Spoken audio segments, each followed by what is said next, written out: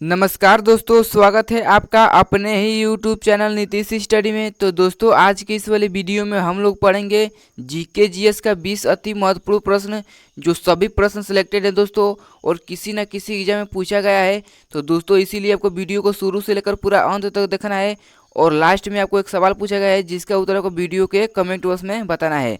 तो चलिए दोस्तों, आज की इस वाली वीडियो को शुरू करते हैं। तो आज का पहला सवाल है दोस्तों कि चाय का सबसे बड़ा उत्पादक राज्य कौन सा है। चाय का सबसे बड़ा उत्पादक राज्य कौन सा है? तो आपको याद रखना है कि असम राज्य। ठीक है, असम राज्य जो है दोस्तों चाय का सबसे बड़ा उत्पादक राज्य है। तो पहला प्रश्न का बिल्कुल सही जवाब होगा आपका ऑप्शन नंबर डी। चलिए दोस्तों, अगला सवाल देखते हैं। अगला सवाल है दोस्तों, प्रायद्वीपीय भारत की सबसे लंबी नदी कौन सी है? प्रायद्वीपीय भारत की सबसे लंबी नदी कौन सी है? तो आपको याद करना है कि गोदावरी नदी। ठीक है, गोदावरी नदी जो है दोस्तों प्रायद्वीपीय भारत की सबसे लंबी नदी है। तो इस प्रश्न का बिल्कुल सही जवाब होगा आपका ऑप्शन नंबर सी। दोस्तों, अगर आप हमारे चैनल पर नए हो तो चैनल को सब्सक्राइब कर लीजिएगा, और किसी भी प्रश्न का उत्तर आपको सबसे पहले आता होगा तो वीडियो को कमेंट बॉक्स में बताना बिल्कुल भी ना भूलिएगा। ठीक है, तीसरा सवाल है दोस्तों कि मुरलेन राष्ट्रीय पार्क भारत के किस राज्य में स्थित है? मुरलेन राष्ट्रीय पार्क भारत के किस राज्य में स्थित है? तो आपको याद करना है कि मिजोरम राज्य में। ठीक है, मिजोरम में दोस्तों मुरलेन राष्ट्रीय पार्क स्थित है। तो इस प्रश्न का बिल्कुल सही जवाब होगा आपका ऑप्शन नंबर सी। चलिए अगला सवाल देखते हैं। अगला सवाल है, विश्व पृथ्वी दिवस कब मनाया जाता है? विश्व पृथ्वी दिवस कब मनाया जाता है? तो आपको याद करना है कि 22 अप्रैल को। ठीक है, 22 अप्रैल को दोस्तों विश्व पृथ्वी दिवस मनाया जाता है। तो चौथा प्रश्न का बिल्कुल सही जवाब होगा आपका ऑप्शन नंबर बी। चलिए अगला प्रश्न देखते हैं। अगला प्रश्न है कि भारत की कौन सी नदी ज्वारनदमुख बनाती है? भारत की कौन सी नदी ज्वारनदमुख बनाती है? तो आपको याद है दोस्तों कि ताप्ती नदी। ठीक है दोस्तों, ताप्ती नदी दोस्तों ज्वारनदमुख बनाती है। तो इस प्रश्न का बिल्कुल सही जवाब होगा ऑप्शन नंबर सी। चलिए अगला सवाल देखते हैं दोस्तों। दोस्तों, अगर आपको वीडियो अच्छी लग रही है तो वीडियो को लाइक करिएगा, अगर हमारे चैनल पर नए हैं तो चैनल को भी सब्सक्राइब कर लीजिएगा। ठीक है, अगला सवाल है, स्वतंत्र भारत के प्रथम गवर्नर जनरल कौन थे? स्वतंत्र भारत के प्रथम गवर्नर जनरल कौन थे? तो आपको याद करें दोस्तों लॉर्ड माउंटबेटन। ठीक है, लॉर्ड माउंटबेटन जो थे दोस्तों स्वतंत्र भारत के प्रथम गवर्नर जनरल थे। तो छठवां प्रश्न का बिल्कुल सही जवाब होगा आपका ऑप्शन नंबर डी। दोस्तों, सभी प्रश्न सिलेक्टेड हैं, इसीलिए आपको वीडियो को ध्यान से देखना है और पूरा एकदम लास्ट तक देखना है। अगला सवाल है दोस्तों, राष्ट्रीय खेल दिवस कब मनाया जाता है? राष्ट्रीय खेल दिवस कब मनाया जाता है? तो आपको याद रखना है कि 29 अगस्त को। ठीक है, 29 अगस्त को दोस्तों राष्ट्रीय खेल दिवस मनाया जाता है। तो इस प्रश्न का बिल्कुल सही जवाब होगा आपका ऑप्शन नंबर बी। चलिए अगला प्रश्न देखते हैं। अगला सवाल है दोस्तों, महात्मा गांधी ने असहयोग आंदोलन को कब वापस लिया था? महात्मा गांधी ने असहयोग आंदोलन को कब वापस लिया था? तो आपको याद रखना कि फरवरी 2022 में। ठीक है, फरवरी 2022 में दोस्तों महात्मा गांधी ने असहयोग आंदोलन को वापस ले लिया था। तो इस प्रश्न का बिल्कुल सही जवाब है आपका ऑप्शन नंबर सी। चलिए अगला सवाल देखते हैं। अगला सवाल है दोस्तों, भाखड़ा नांगल बांध किस नदी पर बना है? भाखड़ा नांगल बांध किस नदी पर बना है? तो आपको याद रखना है कि सतलज नदी पर। ठीक है, सतलज नदी पर दोस्तों भाखड़ा नांगल बांध बना है।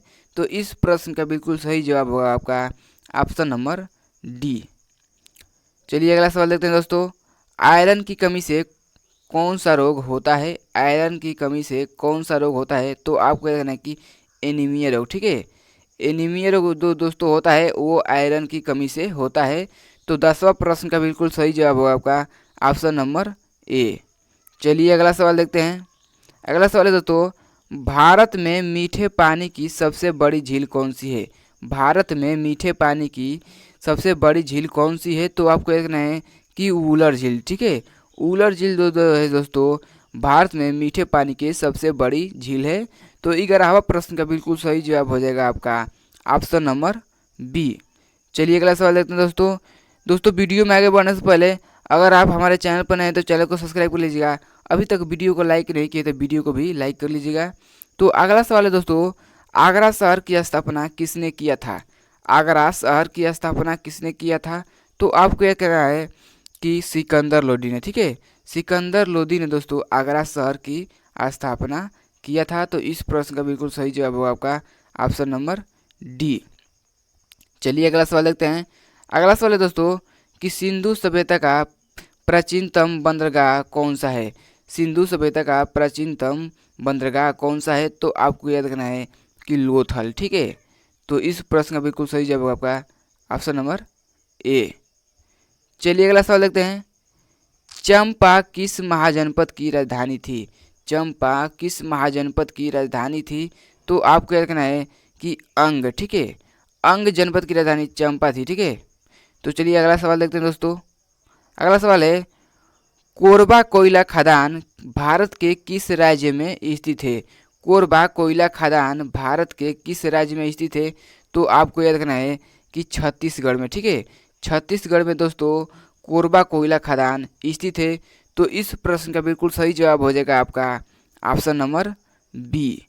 चलिए अगला प्रश्न देखते हैं। अगला सवाल है दोस्तों चावल की खेती के लिए उपयुक्त जलवायु कौन सी है। चावल की खेती के लिए उपयुक्त जलवायु कौन सी है। तो आपको याद रखना है कि उष्णकटिबंधीय जलवायु, ठीक है। उष्णकटिबंधीय जलवायु जो है दोस्तों चावल की खेती के लिए बहुत बढ़िया मानी जाती है। तो इस प्रश्न का बिल्कुल सही जवाब होगा दोस्तों ऑप्शन नंबर सी। चलिए अगला सवाल देखते हैं। 17वां प्रश्न। 17वां प्रश्न है दोस्तों पोंग बांध भारत के किस राज्य में स्थित है। पोंग बांध भारत के किस राज्य में स्थित है। तो आपको याद रखना है कि हिमाचल प्रदेश में, ठीक है। हिमाचल प्रदेश में दोस्तों पोंग बांध स्थित है। तो इस प्रश्न का बिल्कुल सही जवाब होगा आपका ऑप्शन नंबर बी। चलिए अगला सवाल देखते हैं।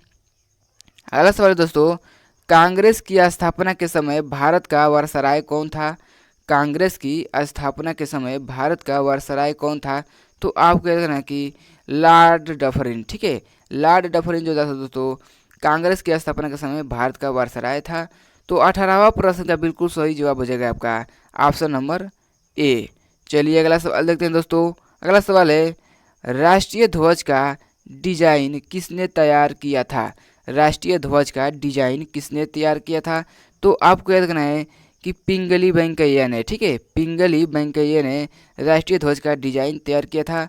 तो 19वां प्रश्न का बिल्कुल सही जवाब होगा आपका ऑप्शन नंबर बी। चलिए दोस्तों आज का लास्ट प्रश्न देखते हैं जिसका उत्तर आपको वीडियो के कमेंट बॉक्स में बताना है और ये भी बताना है कि आपका कितना प्रश्न सही हुआ है। तो चलिए आज का लास्ट प्रश्न है दोस्तों भारत का राष्ट्रीय गीत किस उपन्यास से लिया गया है। भारत का राष्ट्रीय गीत किस उपन्यास से लिया गया है। तो इसका उत्तर आपको वीडियो कमेंट बॉक्स में बताना है। चलिए दोस्तों अगर आपको वीडियो अच्छी लगी तो वीडियो को लाइक करिएगा और चैनल को भी सब्सक्राइब कर लीजिएगा। चलिए मिलते हैं अगले वीडियो में, तब तक धन्यवाद।